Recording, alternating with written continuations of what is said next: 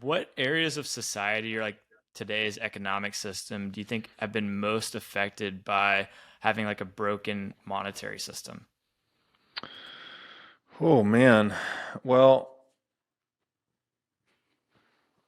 it's hard to say really. Well, because it affects all industries. Every industry that pays taxes is negatively impacted by statism. Um, and taxation is worsened with the existence of fiat currency because inflation is taxation, right? It's just the theft of purchasing power. Um, But if I had to say which industries were most impacted, like I think when you look at the industries that are closest to the state or closest to the money printer, you see less innovation, you see less competition, you see more bullshit. Banking, right? It's a big obvious one. Right? Central banking is sort of the core of this whole thing. That it's just one. It's a giant institution built on lies that enriches itself through theft, right? There's really nothing good about it. I wish I could say something good about it. I guess it helped us scale gold, like currency, gold-backed currency helped us scale gold, which helped us increase the intensity of free exchange, which got us into the modern era. But central banking per se doesn't really have anything to do with that. Central banking is the central planning of money. You don't need central banking to have a gold-backed currency. So if central banking is the black heart of the evil institutions in the world, the things that are closest to it tend to be a close second. So banking in general, fractional reserve banking, there's a reason we don't get much innovation, poor quality, poor customer service, 2 to 2.5 billion unbanked or underbanked people in the world. Like there's no incentive to take care of them. Um, Other industries that come to mind are like insurance, which is also closely related to banking, pretty abysmal. Um, Pretty bad there. Yeah, low levels of innovation, high prices, low service.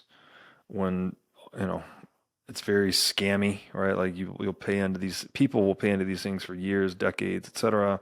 And then when it's time to get a payout in the event of a loss of whatever kind, whatever casualty they were insuring, these insurance companies will use legal means to prevent paying out.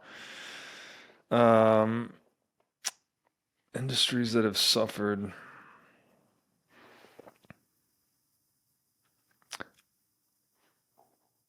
I mean, anything that's, you'll notice too, and I wrote about this a little bit in Masters and Slaves of Money, which was the example that I lifted from Gary North in his book Honest Money was the parable of the winemaker.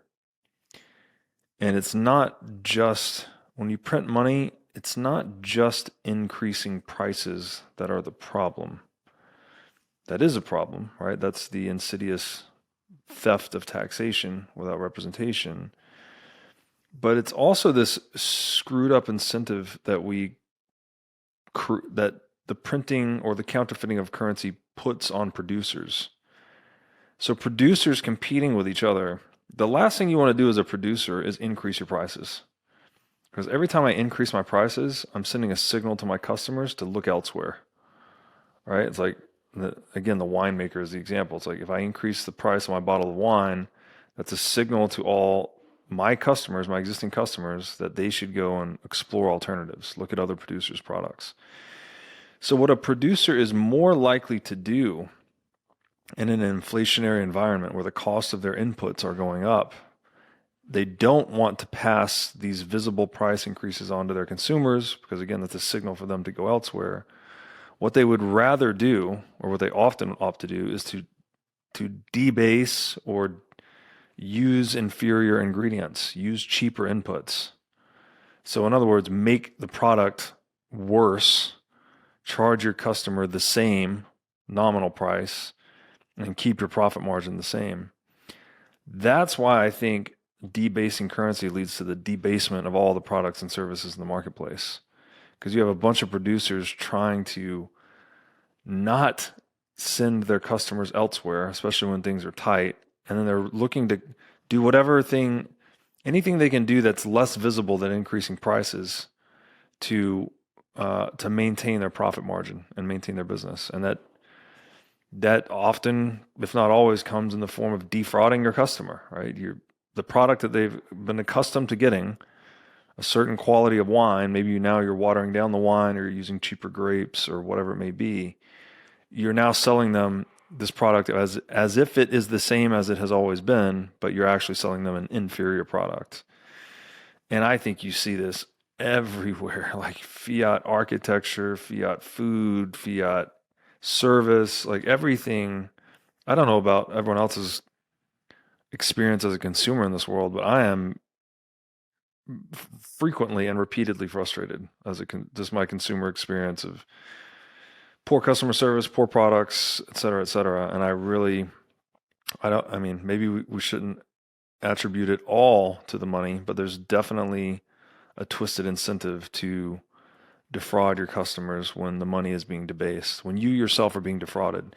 And it's not really that surprising, right? If you really understand that everything's connected, is it any surprise that when the producer's being scammed by the central bank, that scam doesn't, what's the old saying, shit rolls downhill? Like, of course it rolls downhill to the consumer, either as price increases or worse products and services. So it's hard to say which industry, I guess, is affected the most because money affects everything. And it's really just a big net negative for the human race, in my estimation.